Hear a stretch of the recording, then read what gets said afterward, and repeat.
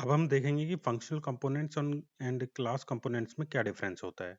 दोनों ही तरह के कंपोनेंट्स हम का एग्जांपल हम पिछले लेक्चर्स में, पिछले ट्यूटोरियल्स में हम डिस्कस कर चुके हैं।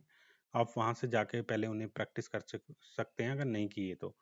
ठीक है, तो अब फंक्शनल कंपोनेंट्स क्या होता है कि a functional component is just plain JavaScript function that accept a props as an argument and return in React element। जो फंक्शनल कंपोनेंट होता है वो बेसिकली एक सिंपल जावास्क्रिप्ट का फंक्शन होता है और ये रिटर्न करता है हमारा जो जावास्क्रिप्ट का एलिमेंट मतलब JSX जो रिटर्न करता है ये, ठीक है, जो जिसे हम HTML की तरह ही दिखता है, JSX रिटर्न करता है सिंपल जावास्क्रिप्ट का एक फंक्शन।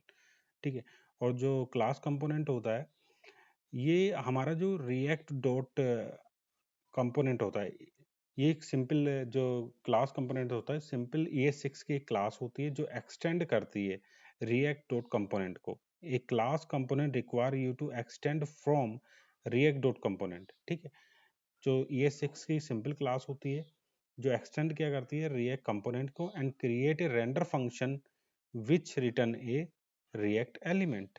एक रेंडर फंक्शन क्रिएट करती है, इस क्लास के अंदर एक रेंडर फंक्शन क्रिएट होता है और उसके अंदर से ये रिएक्ट एलिमेंट रिटर्न करता है। तो फंक्शनल कंपोनेंट में एक सिंपल फंक्शन होता है और उसके अंदर से जो रिटर्न होता है रिएक्ट एलिमेंट। ठीक है, डायरेक्ट रिएक्ट एलिमेंट रिटर्न होता है। लेकिन क्लास कंपोनेंट एक ES6 क्लास होती है जो एक्सटेंड करती है रिएक्ट कंपोनेंट को। ठीक है, और उसके अंदर वो डायरेक्ट रिएक्ट एलिमेंट को रिटर्न नहीं करती है, वो एक रेंडर फंक्शन क्रिएट करती है और उसके अंदर से ये रिटर्न करती है रिएक्ट एलिमेंट। ठीक है, देखिए यहाँ पे बताया गया है there is no render method use in functional component. Functional component में कोई रेंडर मेथड नहीं होता, वो डायरेक्ट ही रिएक्ट एलिमेंट को रिटर्न करता है। और इन क्लास कंपोनेंट में क्या होता है, it must have the render method returning HTML। जो रिटर्न HTML करता है, जो रिएक्ट एलिमेंट को रिटर्न करता है, वो रेंडर मेथड के अंदर से रिटर्न करता है। तो ये मस्ट है कि क्लास कंपोनेंट में रेंडर मेथड होगा और फंक्शनल में नहीं होगा। ठीक है, अब थर्ड इसमें डिफरेंस है, as known a stateless component as they simply accept data and display them in some form, they are mainly responsible for rendering UI.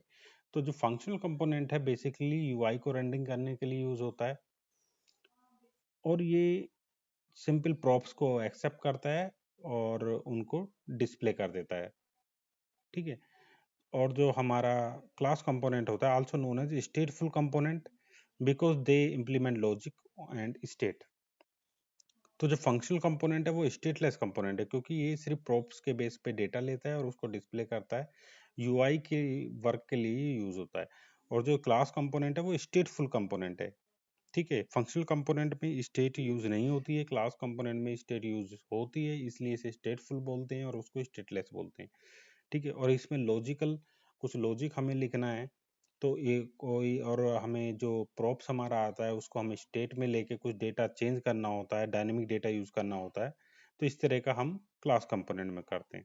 ठीक है, लाइफ साइकिल मेथड्स जो होते हैं, रिएक्ट लाइफ साइकिल मेथड्स जैसे component did mount can not be use in the functional component में use नहीं किए जा सकते। Life cycle method can be use inside the class component like component did mount, component did update, component will unmount. This type of जो भी हमारे life cycle method होते हैं वो क्लास कंपोनेंट में यूज होते हैं, फंक्शन में नहीं होते हैं। अब आप कहोगे कि क्लास कंपोनेंट के अंदर भी हम स्टेट यूज कर सकते हैं हुक से, तो ये बाद में कॉन्सेप्ट आया है, हुक्स अलग फंक्शनलिटी है जो हम फंक्शनल कंपोनेंट में इंप्लीमेंट कर सकते हैं। ठीक है, वो अलग कंपोनेंट फंक्शनलिटी है, उसको अलग में रख के मैंने ये डिफरेंस बताया आपको।